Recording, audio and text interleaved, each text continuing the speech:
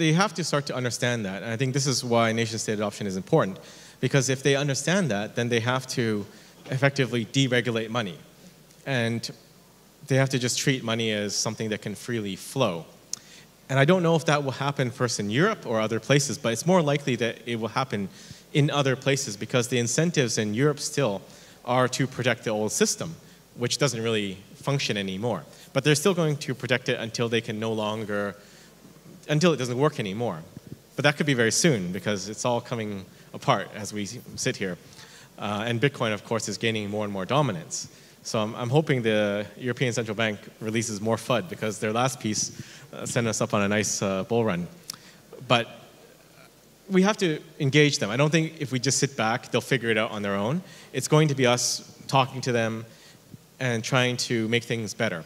But a part of that making things better is also fixing or optimizing prior legislation. There's a lot of conflicting legislation, and things don't really make sense because, again, if you're a lawmaker, you're paid to make laws. That's your job. Just like if you're a central banker, you're paid to print money. And we don't have yet the concept of a law optimizer or law remover. So the law just gets more and more convoluted and complex, where the weaponization of that law is a real danger. And that is probably the biggest threat to people's liberties than anything else at this time. The fact that the governments can just arbitrarily select some laws and just throw you in the gulag. Bitcoin is on the brink of rewriting history. Forget institutions, nation-states, central banks, and countries are coming for Bitcoin. This is the latest message out from Bitcoin expert Samson Mow in his keynote at Bitcoin Atlantis. In his talk, Samson shared his insights on why nation-state adoption of Bitcoin is crucial for its widespread acceptance and integration into the global economy. He emphasized that Bitcoin adoption is inevitable, as the old way of a fiat monetary system is clearly broken and on the brink of collapse. Additionally, Samson highlighted the advantages of Bitcoin mining, including its ability to incentivize cleaner energy production and contribute to countries' economic growth. Make sure to stick around to the end of the video where Samson reveals the truth behind why central banks are currently against Bitcoin. Also guys, only a small percentage of my viewers are actually subscribed. If you enjoy staying up to date with finance, consider subscribing or liking the video. It's free and you can always change your mind. Now here's Samson Mow on why he thinks the next wave of Bitcoin adoption will come from countries. I believe Bitcoin has more transformative effects outside of just being sound money. It changes people as well in general. So it makes you better people, and governments are made of people. So hopefully we can get better politicians, better regulators, better everything. And I believe that's also part of how we win.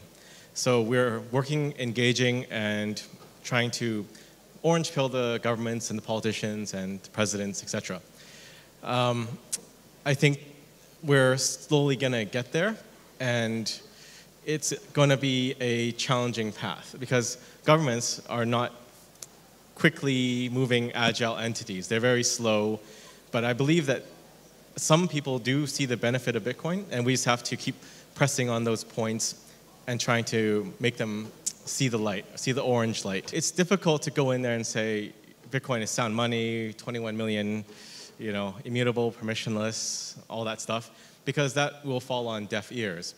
What we try to do at Gen 3 is go with the approach of solving problems. So do you want to reach some ESG goal? Then maybe we can talk about mining and we're getting rid of flare gas. And this is an approach we took in Colombia, because I don't think that they would go on the sound money route at all. Or legislate Bitcoin to be a legal tender, or deregulate in the case of Argentina. But we went in with the mining and ESG goal alignment. And I think that works for them. Other places, like in Indonesia, we engaged with the previous governor there, and they were interested in basically generating money to do other things. So we talked about how mining could tap into excess energy, stranded energy, all sorts of types of energy they have. Because a lot of the developing world, the global south, they actually have a lot of energy, but just no way to access that. So that was that discussion point. But generally, it's about trying to find things that they are interested in and how Bitcoin can help them on what they want to do. You just have to keep repeating the message that that's not the case, and I believe Christine Lagarde was, or ECB was community noted on Twitter X, and people just said fiat money is used for more money laundering. So I think it's just, they're going to repeat their talking points, and we repeat our talking points, and fortunately we have more time on our side, and we have Bitcoin on our side, so eventually we should win out. But we do have to keep on repeating and countering the FUD, because that's their livelihood, right? If you're a central banker, you need to tell people that you're valuable and you do something other than printing money, which you don't, and that you provide a valuable service, right? It's like their job is to nail nails into walls, and that is what they're going to do, and they can't do anything else.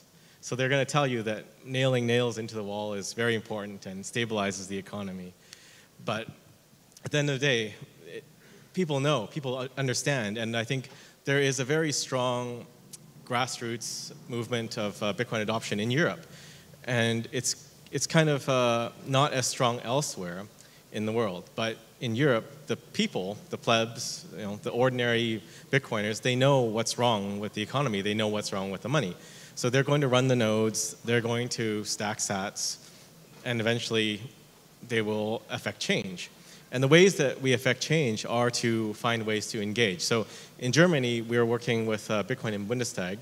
That's an initiative put on to bring Bitcoiners into the German parliament to educate them on what Bitcoin is and what benefits Bitcoin can bring. And these kind of initiatives are very powerful because it's a direct way for us to interface with the powers that be. So I often talk about what is the important part of nation-state adoption, and that is the grassroots part.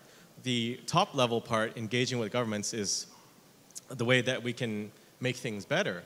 But the foundation is you guys here sitting in the stadium and talking about Bitcoin and telling more people about Bitcoin, because this is what grounds it. And we see cases where Bitcoin adoption fails because there is no grassroots anchor. So Central African Republic, they've announced that they're doing something with Bitcoin.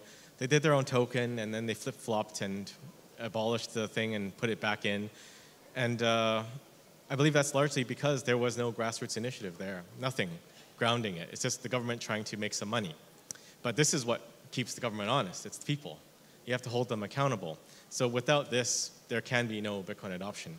So it's really important that we focus on the grassroots and getting real Bitcoin adoption happening. A lot of countries do have excess power. They're just wasting it. For example, Canada, I think there's enough energy there to sustain 3 full Bitcoin networks. And a lot of that is just run off or sold at 2 cents a kilowatt hour to the US. But largely, it's just run off. They just open the gates to the hydro dams and let the water run. And that can all be Bitcoin, and that can be money that can build roads, hospitals, airports, you name it. So the opportunity is simply just convert your excess energy into money, and you can do what you want with that money. You can keep the Bitcoin, which personally I would recommend, but you can also sell it and get other things that you think are valuable. So the angle with nation-state adoption and mining is that it's an easy in, that they simply just buy the equipment and take advantage of what they already have. And at the end of the day, the energy of a country is free for that country. And I believe there are a lot of countries that are already mining Bitcoin, just not announcing it. Like Kingdom of Bhutan, they were outed because they were part of the, I forgot, BlockFire Celsius, but one of the bankruptcy filings that they were revealed to be mining, and then they just came out and owned it. But there are more probably that are mining because it's really zero cost to them to use their own energy. Mining is an easy way in, but it's important for us, I think, to advocate for more Bitcoin mining at the nation-state level, because that mitigates the attack on Bitcoin in some ways. So we try to educate the governments and explain to them what Bitcoin is. But the best way for them to understand what Bitcoin is simply to experience it, transact it, to get some Bitcoin over Lightning, and then you see how powerful this thing is. Because when you understand it, then you are less privy to making bad policy or misunderstanding the nature of Bitcoin. So you understand that Bitcoin is simply information, and you can't really ban information. And then you'll be less inclined to do a lot of the bad policy making in the EU, like trying to ban self-hosted or self-custodial wallets because you understand that you can't do that. And it's the same with mining. Mining, you could see governments cracking down or trying to enforce the miners to KYC their miners or filter transactions or block transactions.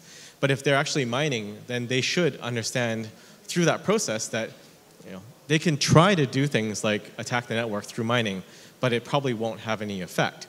Or you can try to ban mining, and it also won't have an effect too. Similar to China, they cracked down on mining, and there was a mass exodus. But who was harmed at the end of the day? It was the Chinese miners that were harmed, not the rest of the network. The rest of the network benefited greatly from that because suddenly difficulty dropped, and everyone is making much more money. So if a government is mining, they'll experience that, and then they'll learn that lesson implicitly that I should not ban mining, and if someone does do that, I will benefit. So the best way to learn is really to experience it. I think this is why trying to push them towards mining is an easy win. But the biggest thing is they just have a lot of excess power. We were in Suriname. There's a hydro dam there with like 5 megawatts excess that they're not doing anything with. The benefit of Bitcoin mining is also that you can incentivize new energy production. So as we move to the future, I believe you'll see just Bitcoin energy companies, which is a power company that does mining. So you won't have this clear separation between a Bitcoin miner on one side and the power plant on the other side. It'll just become one entity because you can balance out the load. And I think the most interesting thing here is that we can teach governments and politicians about energy again because they seem to also have forgotten how it works. So this is why Germany shut down all their nuclear plants and is burning not coal, but wood, because they kind of forgot that you need energy, you need a constant base load. And the base load, for the most part, is coal-driven because you can fire it up at a moment's notice, or you can turn it on quickly. All of the blessed ESG technologies, like wind and solar, you can't really do that. They're highly intermittent, and they're actually very costly to maintain and operate. So Bitcoin mining potentially can incentivize nuclear production again. And there is a nuclear plant actually in Indonesia that's being built, because I think they've now labeled nuclear as green. So we're seeing the trend also of nuclear being green now, which is good. I'm a big nuclear maxi. But that nuclear plant in Indonesia is also looking towards Bitcoin mining as well, because with nuclear you have a massive amount of energy being produced, and you need some consumption of that, or else it's just run off or wasted. So there's a lot of things that Bitcoin can help with regards to balancing of the grid. So there's Samson Mow with his analysis shedding light on the pivotal role of nation-state adoption in Bitcoin's journey towards rewriting history. As Bitcoin has now surpassed its all-time high, Samson's insights highlight the importance of educating governments about its benefits despite their initial resistance. With a deeper understanding of Bitcoin's potential to revolutionize traditional monetary systems and drive economic growth through mining, governments may eventually embrace this digital currency, paving the way for a more decentralized and inclusive financial future. Before we go, a quick reminder for those who are keen on staying updated in the fast-paced world of crypto and Bitcoin. Consider subscribing to our daily 5-minute crypto newsletter. It's a concise resource for the latest expert predictions, breaking news, and top on-chain analysis trusted by over 50,000 subscribers for insightful crypto investment information. Click the first link in the description to join our community and elevate your crypto investment knowledge today. Anyway guys, hope you all enjoyed today's video and that provided you with some value. I'll see you all in the next one, and as always, all the best.